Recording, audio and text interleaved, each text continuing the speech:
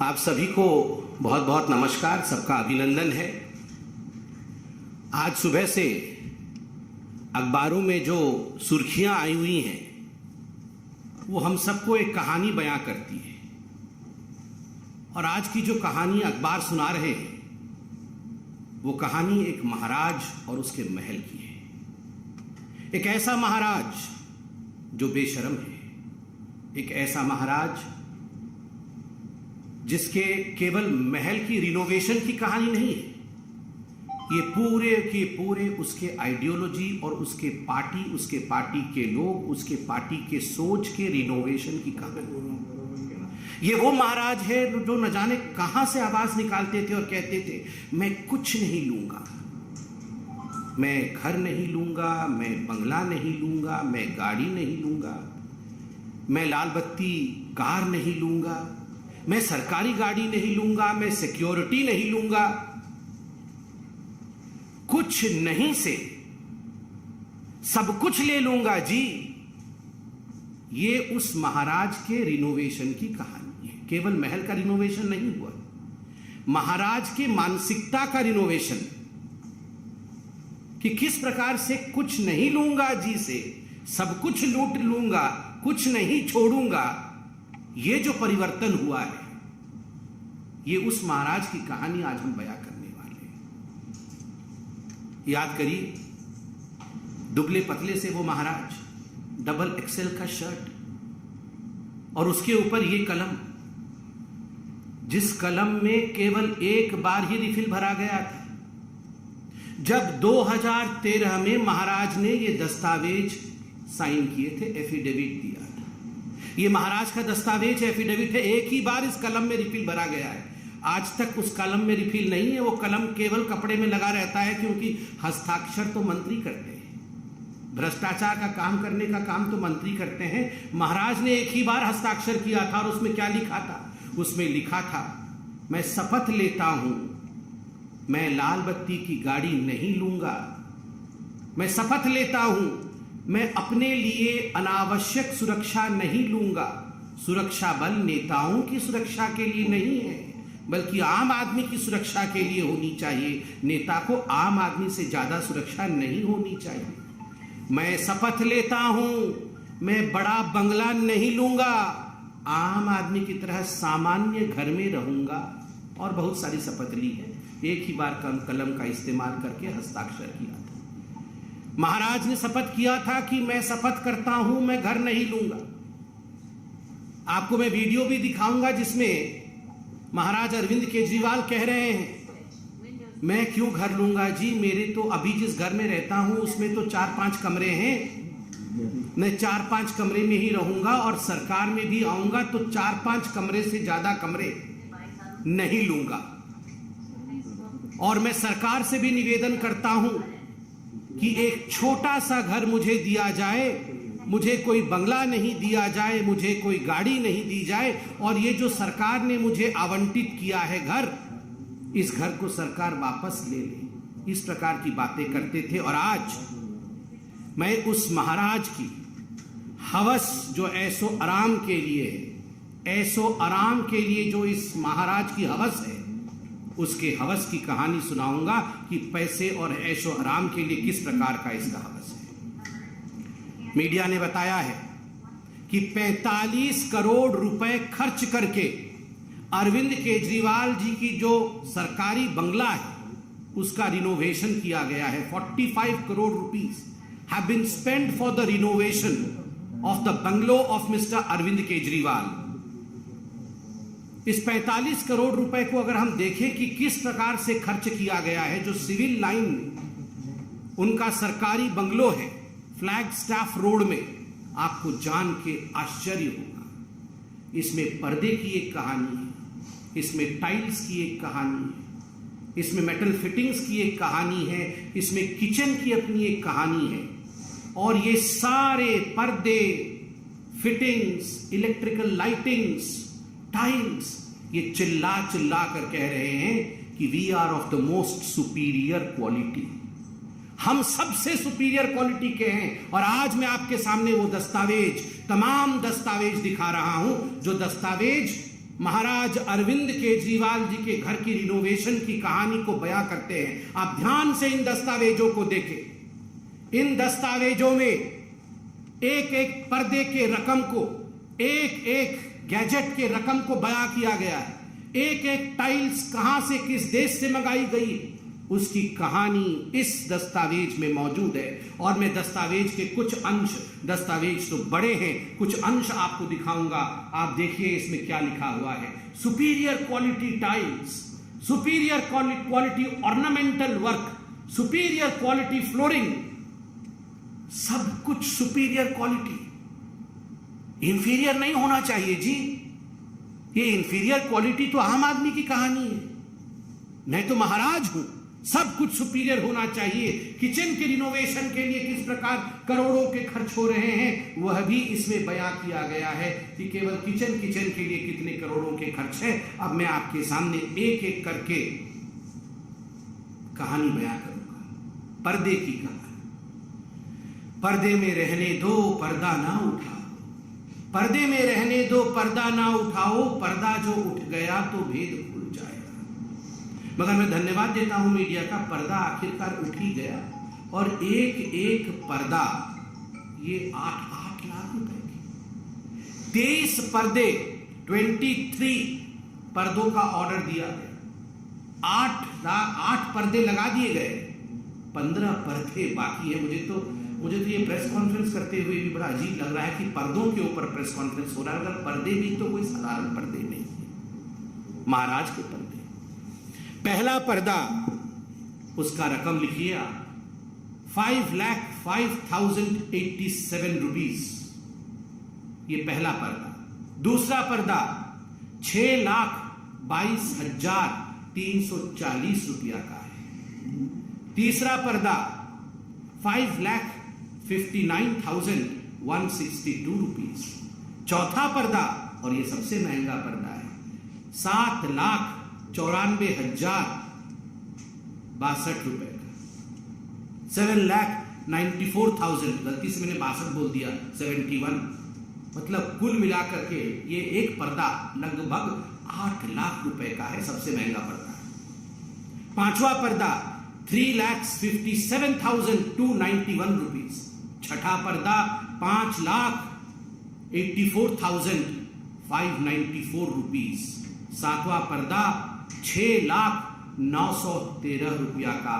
और आठवां पर्दा जो सस्ता है 3,92,247। ये सबसे सस्ता पर्दा इसमें है, ये पांचवा पर्दा है जो 3,57,291 का, ये सबसे सस्ता है। बाकी तो सब बहुत ही महंगे हैं। 8 लाख के पर्दे। महाराज की कहानी सोच के देखिए, अरविंद केजरीवाल जी की 8-8 लाख रुपए के पर्दे लगा रहे हैं। ये तो पर्दे की कहानी है। ये वही अरविंद केजरीवाल है जो गले में मफलर लगा के आते थे, पुरानी कार में आते थे। और इनके सारे मंत्री, याद करिए, जब शपथ ग्रहण समारोह रामलीला मैदान में हुआ था तो सारे ऑटो में लटक के आए थे। एक ऑटो में 7 लोग लटक के आए थे, 2 आगे लटके हुए थे, 2 पीछे, और 1-2 पीछे अंदर बैठे हुए थे। वो बैठा कोई शायद नहीं हुआ था क्योंकि कैमरा नहीं दिखता, इसलिए सभी लटके हुए थे। सभी लटक के आए थे और कह रहे थे जी हमारे पास तो गाड़ी नहीं है जी, हम तो बहुत ही सिंपल हैं, हम तो गाड़ी नहीं लेंगे जी, हम तो ऐसे ही लटक लटक के ऑटो में चलेंगे। और आज 8 लाख के पर्दे लटकाए हुए। पता नहीं वो वैगनर गाड़ी कहाँ है अरविंद केजरीवाल जी की। आप लोग ढूंढिए, कभी देखिए उसको, एंटीक पीस बना के उसी घर के अंदर सजाया होगा कहीं, डेकोरेटिव आइटम बना के, उस पर भी 1-2 करोड़ खर्चा किया होगा जरूर। ये पर्दे की कहानी। अब मार्बल की कहानी। मार्बल की कहानी है ऐसी है कि मार्बल हमारे देश में वो मिलता नहीं है, वियतनाम से मंगाया गया क्योंकि देश के मार्बल से पसंद नहीं थे अरविंद जी। स्पेशल ऑर्डर देके मंगाया गया क्योंकि ये ऑर्डर हिंदुस्तान में नहीं पूरी हो सकती थी, तो वियतनाम से मंगाया गया है। और कुल 1,15,00,000 से अधिक के मार्बल अभी तक लगे हैं। 1,15,00,000 से अधिक के मार्बल अभी तक लगे हैं। आप सोच के देखिए, दिल्ली के सिविल लाइंस स्थित 6 फ्लैगस्टाफ रोड में। बंधुगण, prefabricated artistic wood panel, केवल ये रंगाई लिपाई करके अगर दीवार बन जाए, जिसको हम लोग घरौंदा कहते हैं, इस घरोंदे में तो रह नहीं सकते थे अरविंद केजरीवाल। तो प्री फैब्रिकेटेड वुडन वॉल्स, ये साधारण दीवारें नहीं होनी चाहिए, वुडन वॉल्स प्री फैब्रिकेटेड, तो उस पर खर्च किया गया 4,37,37,000, लगभग 5 करोड़ रुपए आपने केवल दीवारों पे वुड लगाने के लिए खर्च कर दिया है। क्या आलीशान बड़े बड़े राजे महाराजे, वो भी अब सर झुका करके खड़े होंगे, जय हो अरविंद केजरीवाल जी की, आप तो हम सबके पिताजी निकले। मतलब हमारे दीवार पर भी इस प्रकार का सामान नहीं लगा हुआ था जो आपने लगाया। महाराज अरविंद केजरीवाल चक्रवर्ती, मतलब ऐशो आराम में चक्रवर्ती सम्राट निकले। फिर प्री फैब्रिकेटेड आर्टिस्टिक स्टोन, केवल ये वुडन पैनलिंग लगाने से खुश नहीं हुए, आर्टिस्टिक स्टोन्स जो हम लोग सुनते थे कि महलों में वो रत्न अलंकार जड़ित होते थे, उस प्रकार से आर्टिस्टिक स्टोन वर्क किया गया, जिसमें 58,58,555 रुपए, 58,58,555 रुपीज ये स्टोन्स, प्री फैब्रिकेटेड स्टोन्स लगाने में खर्च हुआ। तो आप सोच के देखिए, 5-6 करोड़ की दीवारें अरविंद केजरीवाल जी ने बनाई है। और तो और decorative pillars, railings, metal decorative pieces पे लाखों खर्च किए गए। बंधुगण, कुल मिलाकर के ये सब 45 करोड़ रुपए का खर्च करके, मगर अभी इस कहानी का सबसे दर्दनाक मोड़ जो मैं आपके सामने रखने वाला, the most pathetic issue as far as the renovation of this whole महल of Arvind Kejriwal ji is concerned, कि ये उस समय रिनोवेट हो रहा था जब कोरोना की महामारी से पूरे दिल्ली में हाहाकार मचा हुआ था। मैं डेट के साथ आपको पूरा पीस रखूंगा, आपके सामने पूरे आंकड़े रखूंगा। आज समझ में आ रहा है कि अरविंद केजरीवाल जी जिस समय दिल्ली में ऑक्सीजन सप्लाई केंद्र तो कर रही थी, टैंकर तो आ रहे थे, मगर टैंकर अस्पतालों तक पहुंच नहीं पा रहे थे। क्यों? लोगों को, आम आदमी अपने घर बेच रहा था इलाज के लिए, क्योंकि अरविंद केजरीवाल जी अस्पताल में बेड नहीं दे पा रहे थे। उस समय अरविंद केजरीवाल जी अपने महल के रिनोवेशन में व्यस्त थे। 1 सितंबर 2020 जब कोविड का पहला चरण, पहला वेव चल रहा था, तब रिनोवेशन के लिए 7,91,00,000 रुपए सैंक्शन किए गए। 8 जून 2021 को जब ऑक्सीजन सिलेंडर के लिए दिल्ली में हाहाकार मचा हुआ था, उस समय 1,64,00,000 रुपए अरविंद केजरीवाल जी के महल के रिनोवेशन के लिए सैंक्शन किया गया। 22 अक्टूबर 2021 को जब कोविड का विषय पूरा चल रहा था, उस समय 9,09,00,000 रुपए सैंक्शन किए गए। 30 दिसंबर 2021 को 5,73,00,000 रुपए सैंक्शन किए गए, मगर ये कम पड़े, इसलिए 8 करोड़ रुपए और देने पड़े और 8 करोड़ खर्च हुआ। और 29 दिसंबर 2020 को 9,34,00,000 रुपीज, 9,34,00,000 रुपया ये सैंक्शन किया गया महल के रिनोवेशन के लिए। आप सोच के देखिए, आप सोच के देखिए किस प्रकार का ये विलासिता की कहानी है। जब लोग कोरोना के हाहाकार से परेशान थे, जीवन त्याग रहे थे, अपने घर बेच रहे थे, उस समय अरविंद केजरीवाल जी अपने महल को रिनोवेट कर रहे थे। और बंधुगण, यहां पत्रकार बैठे हैं, मैं सभी पत्रकारों को हाथ जोड़ के आज धन्यवाद दूंगा। ये धन्यवाद बीजेपी की तरफ से। कुछ खबर हम भी रखते हैं, हमें भी खबरें आती हैं। केवल अरविंद केजरीवाल जी को एसीबी, ईडी, आईबी ये सारे लोग फोन करते हैं, बताते हैं, हमें भी कुछ लोग फोन करते हैं। कल लोगों ने बताया हमें कि जब से ये दस्तावेज आए हैं, तब से अरविंद केजरीवाल जी ने सभी पत्रकारों को, जो प्रमुख टीवी चैनल, उनके संपादकों को फोन किया है, उन्हें कहा है कि आप ये न्यूज मत चलाइए। और 20 करोड़ से 50 करोड़ रुपया तक ऑफर किया गया है चैनलों को कि आप 20 करोड़ रुपया लीजिए, नहीं तो हम 50 भी देने को तैयार है। मगर मैं धन्यवाद देता, आज सभी अखबारों ने इसको प्रमुखता के साथ छापा। आज सभी चैनल इसे प्रमुखता के साथ रख रहे हैं। यह अपने आप में एक बहुत बड़ी बात है। यह दिखाता है कि किस प्रकार से हिंदुस्तान की मीडिया सच्चाई को आगे रखने में हम सब के लिए एक उत्कृष्ट काम करते हैं। और अब जरा सुनिए महाराज की जुबानी कहानी। छोटा सा आदमी हूँ और छोटा सा मेरी बहुत छोटी सी औकात है। आज मेरे घर में 4 या 5 कमरे हैं। मैं जहां भी जाऊंगा 4-5 कमरों से ज्यादा की मेरे को क्या जरूरत है भाई साहब। 4-5 कमरे ही चाहिए। हाथ पैर पसारने के लिए उतनी जगह चाहिए और जगह की क्या जरूरत है। कल से मेरे कई चाहने वाले, मेरे दोस्त और हमारे जो पार्टी के सपोर्टर्स हैं, उन लोगों के मेरे पास फोन आए, उन लोगों के और जो जनता के भी फोन आए, उनके मैसेजेस आए मुझे, और उन्हें लगा कि मुझे ऐसे घर में नहीं जाना चाहिए। सो मैं ये दोनों घर छोड़ रहा हूँ और मैं सरकार को बोलूँगा कि वो मेरे लिए कोई और इससे भी छोटे घर ढूंढने की कोशिश करे। तो वो कहते हैं ना सीजन्स वाइज, तो वही वाली बात है, हमें तो उसके लिए तैयार रहना पड़ेगा। We have to be prepared for that scrutiny. कोई लाल बत्ती की गाड़ी नहीं होनी चाहिए उसके पास, कोई बड़ा बंगला नहीं होना चाहिए उसके पास, वो एक कमरे के फ्लैट में रहे आम आदमी की तरह, कोई सिक्योरिटी नहीं होनी चाहिए। तो आप सोचिए जरा कहां से आवाज निकालते थे। मतलब हृदय की गहराई से, पेट के अंदर से एकदम आवाज निकलती थी अरविंद केजरीवाल जी की कि एक कमरे के घर में रहूंगा जी, नहीं रहना चाहिए एक कमरे से बाहर।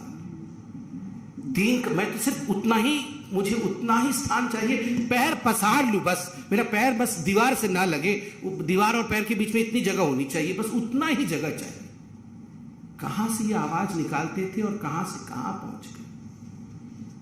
पैर पसारने से लेकर शराब घोटाले तक और शराब घोटाले से लेकर महल के रिनोवेशन तक की ये कहानी आज भारतीय जनता पार्टी ने मीडिया के माध्यम से जनता के समक्ष रखा है।